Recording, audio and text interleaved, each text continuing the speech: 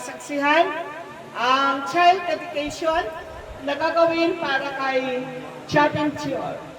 So, makikita po natin yung kanilang motif ay white and blue. Nung nakita ko yun, sinend ni sa akin, di nag-white and blue ako. Alam niyo naman ako, mahilig sumunod kung ano ang nasa kulay. Ngayon po ay dadako po muna tayo sa ating unang bahagi ng ating programa ngayong hapon. Dadako muna tayo sa ating pagsamba, pagpuri sa Panginoon, bago ang lahat. Ngayon po ay pangungunahan tayo ng opening prayer ni Elder Manny Miran. Ibigay po natin ang panahon sa kanya. Tayo pong lahat ay magsitayo para po sa ating panalangin. Tayo pong lahat ay iuot manalangin. Dasal namin Diyos na buhay na aming pinaglilingkuran. Maraming pong salamat sa iyong pag-ibig sa amin. At unang-una sa lahat ng namin Diyos, aming binabalik ang lahat ng papuri at pasasalamat sa iyo. Sapagkat po sa pag-ibig na patuloy na yung ginagawa niyo sa bawat sa amin. Maraming salamat sapagkat itong araw na ito ay isang napaka-special para kay Chapin Tior. Sana Panginoon sa kanyang dedikasyon ngayong araw na ito, kayo po ang makisama sa amin at sa dedikasyon na araw na ito. Sana ito maging isang tanda at ito'y makital sa puso ng bawat isa sa amin, lalong higit Panginoon. Sa buhay ni Chapin Tior, na sana tulungan siyang maging isang healthy bata. Lumaki na may pagkatakot sa inyo. Kami, dinadalang ng dakilang Diyos. Siya ay bigyan ang kakaliduhan ng magagaling sa inyo. Ganun din dakilang Diyos, ang kanyang mga mahal na magulang. Pagpalayan sila sa kanilang kalusugan, sa kanilang araw-araw na gawain, at ganun din sa financial at lalong din Panginoon sa spiritual. Panginoon, pagpalayan ng bawat sa amin dito ngayon. Magmula sa pinakabata hanggang sa pinakatanda. Naway ang patuloy na pagpapala at siyang sumamin sa bawat isa Panginoon. Upang sa ganoon sa aming gagawing special na dedikasyon para kay Chapin ay Panginoon, kayo po ang nasa sentro at nihiling namin na sa pamamagitan ng inyong presensya kami ay makaranas ng pagpapala na magagaling dyan sa kaitasan. Aming hiling, Panginoon, ito po aming dakilang panalangin. Pangalan ng aming Panginoon Jesus. Amen. Purihin po natin ang ating Panginoong Diyos sapagkat binigyan po tayo ng magandang panahon sa pagkakataon ito. Hindi lingid sa ating kalaman na nakaraang mga panahon ay maulan. Pero ngayon ay binigyan tayo ng magandang pagkakataon na ito na upang tayo ay magtipon na hindi umulan. So, praise the Lord. Ngayon po ay nais ko pasalamatan ang lahat ng magbahagi at magsibahagi ngayong hapon para sa ating child dedication sa unang bahagi ng ating programa kay Elder Manny Miran sa opening prayer. At pagkatapos ng aking bahagi ay isang natatanging bilang na ipagkakaloob ng mga kapatid, Shiki at Shiki. At ang ating pong tagapagsalita ngayong hapon na siya magbibigay ng mensahe para italaga at ihandog si Chapin Tior ay walang iba kundi si Pastor Sherwin Villarica. At siya na rin po ang magbibigay ng dedicatory prayer pagkatapos po ng kanyang mensahe. So ngayon po, ibigay natin ang panahon sa tanging bilang kay Sister Chippy at Sheki bago natin marinig ang mensahe ni Pastor Villan. Sa hapon po ito, tayo nagtitipon dito para sa pagtatalaga ng bata na si Chapin Tior sa ating Panginoon. At ang nagtatalaga po ay ang Panginoon at itong mga magulang ay umiling lamang ng isang paglilingkod dito. Para sa kalaman ng ilan, no, na ang Seventh-day Adventist po ay hindi nagbabautismo ng bata. Dahil si Jesus po ay pinautismohan ay he was about 30. Ibig sabihin, bimuang na, alam na yung mabuti at masama. So hindi po tayo yung sabihin kasi baka hindi maligtas o baka yung original sin mapasa. We are born sinful but not sinner until we commit seat. Kaya ayan ay aalalayan. At sa takdang panahon, dahil siya ay may freedom of choice, magpapasya, kung tatanggapin niya Panginoon bilang ang Panginoong Jesucristo bilang personal na Panginoon at tagapagligtas ay siya ay mabautisman. At sa mga ating nabanggit ni Nini o Jahaset na Nino at Nina, ang term po natin dito ay mga sponsors o mas maganda nga po ay spiritual guardians o mga Adventist. No? Spiritual guardians at sa mga hindi kapagpapalataya ay since dito ay sponsor po ang tawag po natin. So ano ginagawa po ng Seventh-day Adventist? Ito nga pong child dedication service na nababasa nyo. Meron ba itong batayan sa Biblia? Kasi wala ko namang nakikang binibinyagan na o binabautismo ng bata. Pero yung child dedication meron. At saan kaya makikita ito? O, yung term na dedication. Sabi sa Proverbs 22:6, train up a child in the way he should go, and when he is old, he will not depart from it. Ano ba sa Hebreo? Kasi ang lumang tipan, kung saan anto ng Kawikaan 22:6, ay nasusulat po ang aking susing talata. Yung word na train up, ano kaya ito sa Hebreo? Gusto kong basahin nga muna ni ano to, lakasan mo Nini. Tiyanak. Tiyanak. Tiyanak. Pero ayun ay transliteration ng Hebrew word na hindi niyo mababasa. Pero basahin mo itong sa ilalim yung bed.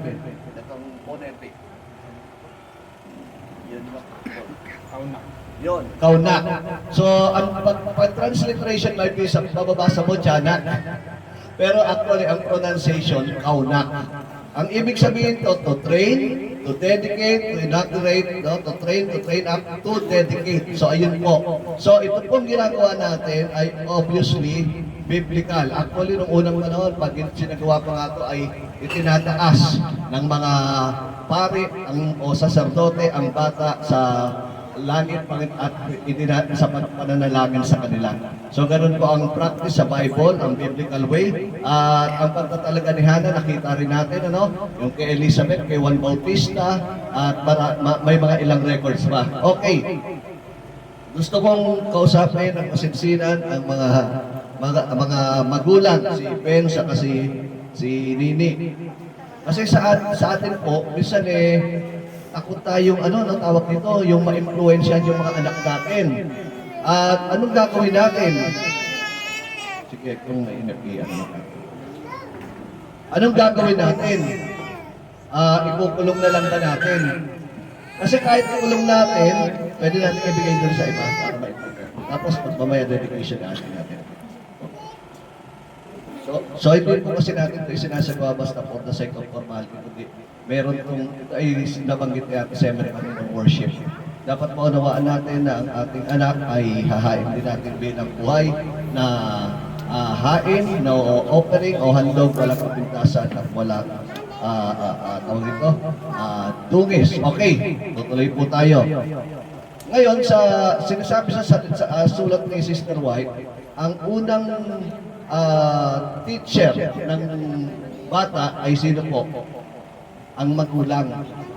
At ibig sabihin nito, ang tahanan, ang first school.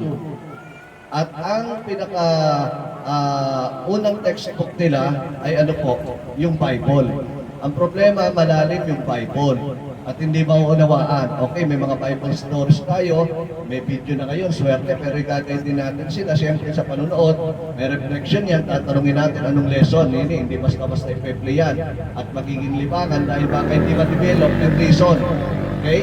Yung brain ng bata, natin mga tao ay may dalawang hemisphere, hindi po pwedeng isa lang ang ma-exercise. Kailangan pareho. Okay? So, ngayon, sasabihin namin, ano ba pinaka-simple translation para maunawaan ng bata? Kasi mahirap yan, kahit matanda. Anong best translation, anong best version, pero nagtatalo-talo kasi yung mga ministro dito Ano pinakamalapit sa original na Greek, Aramaic at Hebrew. Pero sa totoo, sabi ng isang bata, ako mas naunawaan ko at gusto kong version o pinaka-best version sa akin, yung version ng magulang ko, mas naunawaan ko sa kwento niya. At yung pinaka-best translation ay translation ng aking ama sa kanyang buhay. So napakahalaga to kasi kahit sabihin mong ikulong mo yan, mamundo kayo, pag namundo kayo, ano pang ministeryo meron kayo? Darating sa puntong kakailangan na sa panahon ng pag-uusig yun.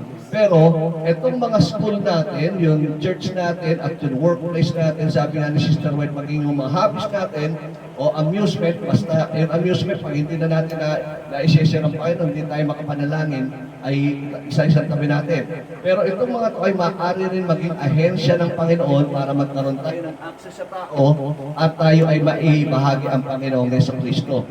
At kung takot tayo, sabi sa ang paglakad sa Panginoon, sabi sa Patriarchs and Prophets, hindi para maging ermitanyo ka. Dahil tayo ay tinawagan for mission. We are a movement. Okay? So, kahit ayang bata ay ikulong mo, kasi sasabihin mo, ay may virus kasi. Meron kasing bacteria, may fungi, may allergens, ano pa ba yun sa may mga parasites, magkakasakit yan kung ayan ay matinding ang resistensya, ay hindi mahahawa basta-basta o magkasakit, mabilis gumaling. Kasi kahit ikulong natin sa bayan, sabihin natin ma-influensyahan, meron naman dyan TV, radyo, dyaryo, may internet na ngayon, may makikita yan, pero ano ang morals na ituturo natin? So ang pag-dedicate ng bata ay actually tayong mga magulang, ang rod and staff ng Good Shepherd, ang mabuting pastor, ang Panginoong Jesucristo, gagamitin natin to lead Japin Dior in the paths of righteousness for his name's sake, so that surely goodness and mercy shall follow him all the days of his life, and he will dwell in the house of the Lord forever. Kasama kayong magulang, Ben at Nini. Ngayon, makikita natin sa Ten Commandments, 5 doon ay directly or indirectly tumutukoy sa sambahayan. Ang ika-10, thou shalt not covet thy neighbor's wife. Ibig ba sabihin, you can covet thy neighbor's husband kasi hindi pinag-dito yung husband. Thou shalt not covet thy neighbor's wife lang. Hindi pa rin sululusot dahil sa 7th commandment, thou shalt not commit adultery.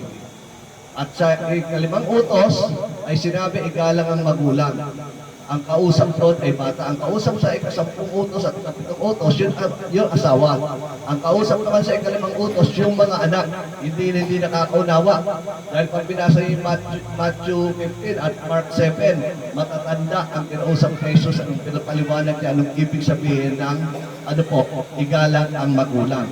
At saan naman yung pangbuong pamilya? Sa ika-4 na utos ng sinabing alalahanin mo ang araw ng Sabat, yung buong pamilya, whole household. At kung pambuong angka naman, saan nyo makikita yun? Sa 10 utos. Yung huwag kang magkakaroon ng ibang Diyos sa harapan ko, huwag kang gagawa ng anti-Diyos na inanyuan sa langit mo pa langit ng agat.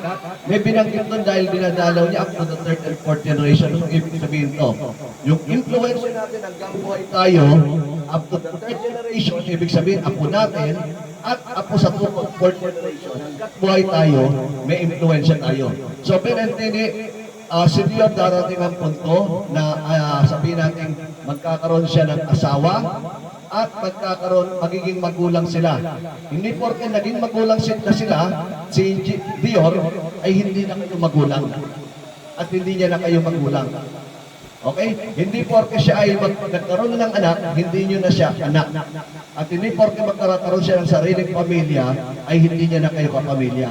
So magtutuloy-tuloy ang guide nyo, kayo ang magsisilbing kamay at bibig ng Diyos na alalay sa kanila, bagaman may anghel na kailangan hilingin din natin sa Diyos, yung guardian angels ni Dior ay paalalahanan sa dapat at hindi dapat isipin sabihin at gawin upang sa buhay niya maluwalhati ang Panginoon dahil ang Great Commission, okay, yung paggawa ng disciple at evangelism nagsasimula sa tahanan. At natutuwa ako, nakita nyo kung paano kayo ay hindi tinalaga ng inyong mga magulang sa salita lang o parang sa isang oras na service o ilang minutong service sa church dahil kayo na mga anak ay pinag-aral sa Adventist school, sa high school, bagaman nandito, pero sa college ay pinag-aral din kayo sa school at pagkatapos dinadala kayo sa simbahan. At natutuwa ako yung mga tiya dito sa bahay, kasi baka mamaya sabihin, yung anak nyo, nung kwentuhan ng ano-anong fantasy baka matutuyan kung ano-ano kung ano-ano. Dapat Bible sa katugtog, spiritual song. Baka mamaya, dahil Bible characters pag-adan, si diba? Gano'n. Pero natutuwa ko yung mga magulang, mga pinsan, pag nasa bahay, ang kinakantan la spiritual songs. Kala nyo ganun lang yun. Pero ayun ay yung spiritual songs kasi, sabi ni Pablo ay magpayuhan kayo sa psalms, hymns, and spiritual songs. Guide yan sa memory, may memorize din. At banda huli, hindi mo alam nakikintal yan, aawitin when Japanese old, he will not depart from it, magpa-flashback yan, ipapaalala yan, yung mga salita ng Diyos na nandun sa mga awit. So kaya sa pag-dedicate na to, hindi matatapos ito dito, kayo ang gagamitin kamay ng Diyos na magtatalaga dito, na aalalay sa Kanya, dadalhin sa iglesia at kasama ang mga sumasaksi dito.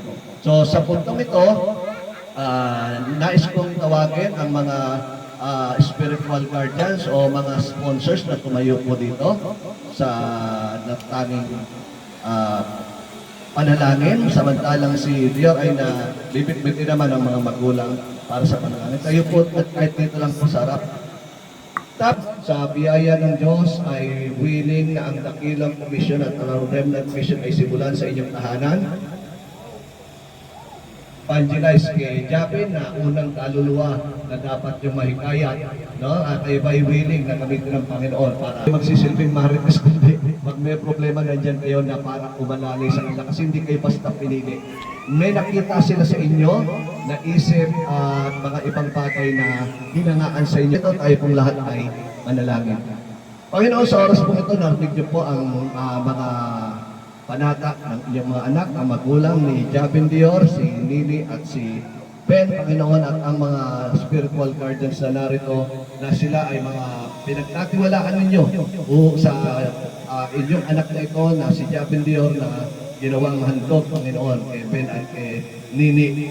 Nawa tunay na siya ay lumaking may pagkatakot sa inyo, bigyan ng mabuting kalusugan, kalakasan, kung paano nagamit ng kanyang mga magulang sa pag-awa ng mga kabuluhang bagay, mga tiyo-tiya sa spiritual na bagay at yung mga pinilin ng mga sponsors, Panginoon, sa pagiging responsable ay tunay na naipasan lang magandang katangian na to na kay Javin Dior at ang magulang niya naman ay patuloy na hubugin niyo sa Panginoon, maraming po salamat sa pagkakataon na ibinigay niyo sa amin. Kami po ngayon ay tatanggap ng pagpapala bago po namin tanggapin. Hindi po ito pagpalain at pagbigay kalusugan sa amin. At palain mo rin po ang mga nagsipaghanda nito. Ang lahat po ito ay hinihiling sa pangalan ni Jesus. Siguro pwede naman magsalita lahat.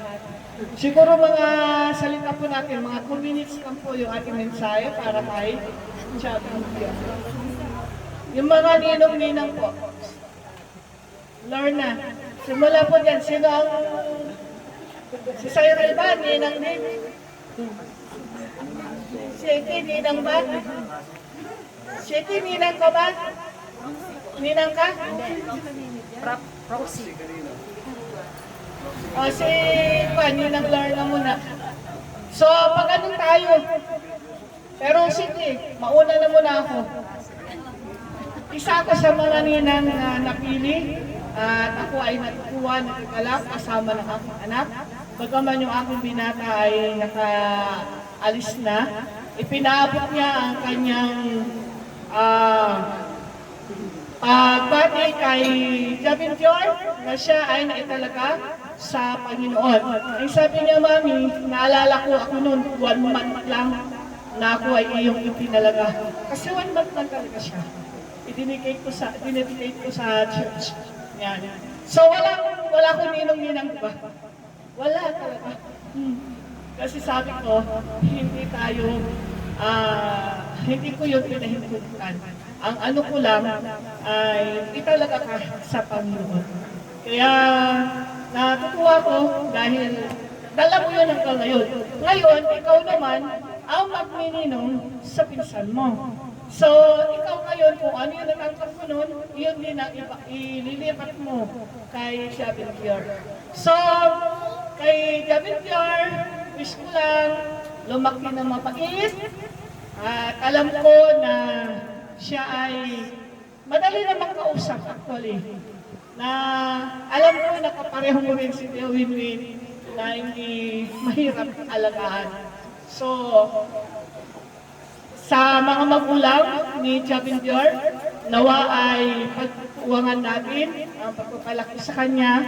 At alam ko po na hindi tayo pabayaan ng Panginoon na magabayan din si Gavin Dior hanggang sa kanyang paglaki. Lalo na siya ay mayroong takot sa Panginoong Jesus. Sa magulang ni Javin, thank you kasi kahit malayo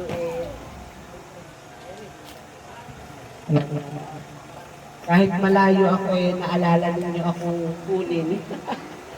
Hindi ko nga akalain So Javin, ang wish ko sa'yo maging mabuti kang bata, masunurin, at lalong higit mayroon takot sa Diyos. Tapos ang cute-cute mo kahit bata ka pa lang, vlogger ka na. Diba? At ang maipapangako ko lang naman, bilang isang pangalawang magulang mo, nandito lang naman ako na kung ano kung paglaki mo, nakasubaybay sa'yo, kung may nakikitang kamalian mo, asahan mo na ipatama ka naman. Yun yung aking sa'yo. Ako naman po, isang wish ko po kay Javin bilang pinsan at ninang niya po. Nandito lang kami na magagabay sa'yo, simula pagkabata mo hanggang lumaki ka, gagabayan ka namin, sasamahan ka namin, papasihin ka namin, tutulungan ka namin sa mga bagay na hindi mo pa kayang gawin, at yung mga gusto mo, ibigay namin kung talagang magamit mo siya ng talagang buong buhay mo na hindi ito mawawala. At nagangako kami na nandiyan lang kami palagi para sa'yo. Itong sasabihin ko po ay hindi lang basta wish, prayer, hindi lang para kay Javin, kundi sa mami niya. Yan, kasi si mami niya mas makakaintindi ngayon sa sasabihin ko. Para pagdating ng panahon, siya po yung magpapaalala kay Javin. Yung pangalan po ni Javin, parang binuong pangalan ni Jahazen and Ben. Pero actually po, hindi lang basta ganon. Pangalan po niya ay biblical, Javin. Ibig sabihin po niya, isa siya sa mga hari sa Kanaan. King of Canaanites. Yan, isa siyang king. Tapos meron po siyang meaning. Ang meaning po ng Javin, discerner, the wise one, intelligent, he understands, perceptive, and then God has built. So, prayer ko na nawa, itong mga katangian na to, itong adjective na to, ay magkaroon sa buhay ni Javin. At nakakatuwa, hindi lang si Nini yung natutuwa, kundi kami mga kapatid niya at saka mga kamag-anak niya kasi hindi pa nahuli ang lahat, nagkaroon siya ng blessing. Kaya makikita natin, fresh na fresh, masaya si Nini. And then dahil masaya siya, mas masaya rin po kami, mga kamag-anak, lalo na ng kapatid niya. So prayer, wish and prayer para kay Nini, kay Ben, at lalong-lalo na kay Javin. Good health, at prayer na patuloy na makasama sa ministry at patuloy na maglingkod. Magandang hapon po sa ating lahat. Hapon. Sa magulang po ni Javin, Rior, kay Hasan, sa kay Ben. Nagpapasalamat po ako kasi isa po ako sa napiling pangalawang magulang.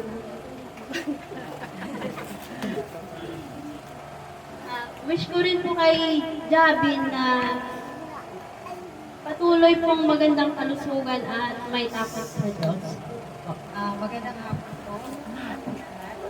Gusto ko lang po magpasalamat sa aking mga batchmate kay Hasan at kay Ben. Maalala ko po kasi minsan nung kasabay ko sila lalakad, sabi ko, at wala ka pang asawa. Sabi niya, andyan lang yan sa tabi. Kaya nung nalaban ko na sila ni Hasan, natuwa po ako para sa kanilang dalawa.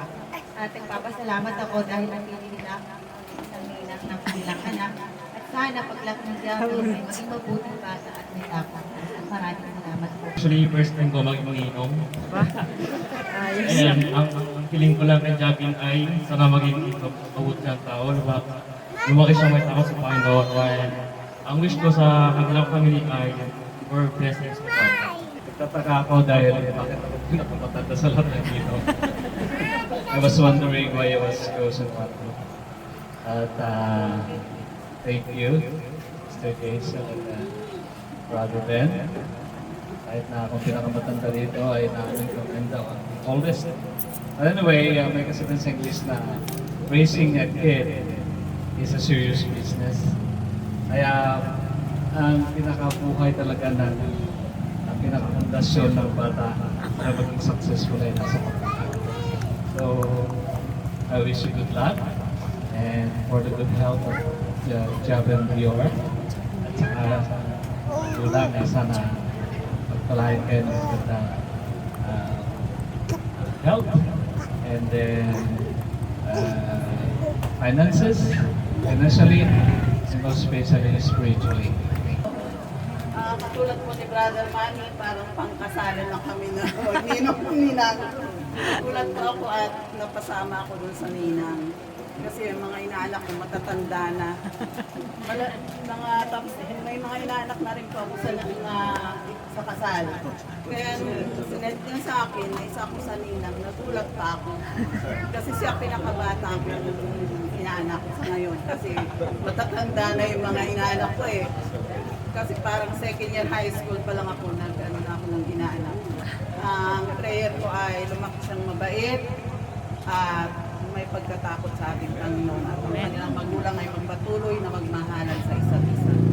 Pagkamat ako ay hindi isang ninang, ako ay isang tita.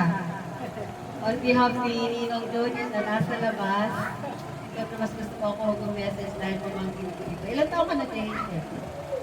Oo. 37. Wala pa. Pinag-usapan natin namin kanina. Pero humabol. Habol. Dior, ito para kay Dior. Sana, lumaki kang pagmana kay Ninong. Magiging vlogger. Sana ikayaman nyo yan. Kidding aside, sana lumaki kang mabuting bata. Malusog, malaki ka nila mami at daddy mo na malusog at mabuting bata. At syempre, may takot sa Diyos. Alam ko naman, magiging dahil ang iyong mga titas and titos ay napakalapit sa Diyos. Ang wish ko sa family, sana mas marami pang biyaya, mas maging malusog si mami at daddy, laging iingatan ni Lord dahil sa mga trabaho nila. And sana bigyan ng mahabang buhay para magabayan pa si Dior hanggang sa kanyang tamang edad. Magandang hapon sa inyong lahat. Hapon po. Uncle. Dapat salamat ako at hindi ako nakalimutan ni Jacir. Oo nga. Sabi ko sa kanya noon, sana ka ako magka-baby ka na. Pag nagka-baby ka, gawin mo ako ninang. Kaya papasalamat ako kay Jacir, hindi rin niya ako nakakalimutan. At yung anak niya, hanggang inaanak pa rin. Maraming salamat sa inyong lahat. Ako naman, thank you Joshel and Ben sa pagkuha sa akin bilang ninang. So, kay Javi naman, hindi mo man ako maiintindihan ngayon. At siyempre, hindi pa nga maiintindihan, di ba? Bata pa. Isa lang ang masasabi ko sa'yo. Alam ko, darating ang panahon na magkakaroon ka ng problema. Hindi man kita mabigyan ng mga material na bagay. At hindi ko talaga kayang ibigay yung ngayon. Pwede mo akong lapitan kung may problema ka. Ganun na rin sa magulang. Pwede nyo akong lapitan in case na may problema. Siyempre, hindi ko kayo matanggihan. Katagal tam na magkakaguman. So, yun lang. Kay Javi, siyempre, ako yung magiging unan mo kung may problema ka, gusto mong umiyak na hindi mo masabi sa magulang mo. Puntaan mo lang ako, yakapin mo ako. Siyempre, at papayuhan kita, bibigyan kita ng mga magagandang salita upang maging ano yung puso mo, maluwag, diba? Kung may problema ka, ganun. Yun lang.